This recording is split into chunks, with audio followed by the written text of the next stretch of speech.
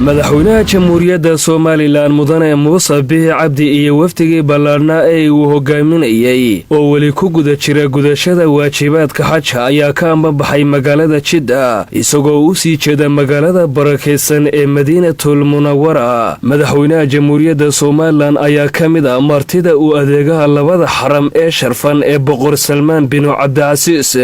sidoo kale waxa uu madaxweynuhu booqan doonaa qabriga rasuulkeennii suubanaa naxariis iyo nabadgelyo korkiisa ahaatee kuna yaala magaalada Madiina ee barakaysan. madaxweynaha Soomaaliland ayaa dalka Sacuudiga ka helay soo dhaweyn iyo hamaamuus dawladeed oo aad u sarreeya. madaxweynaha jamhuuriyadda Soomaaliland oo Sacuudiga u tagay gudashada waajibaadka xajka ayaa dawladda Sacuudigu u oggolaatay inuu dalkaasi uu ku tago baasaboorka jamhuuriyadda Soomaaliland, waxaana inta uu jooga dalka Sacuudi Arabiya uu la kulmi doonaa madaxda ugu sarreysa dalkaasi. Axmed Sagi Daahir Xasan, warbaahinta qaranka.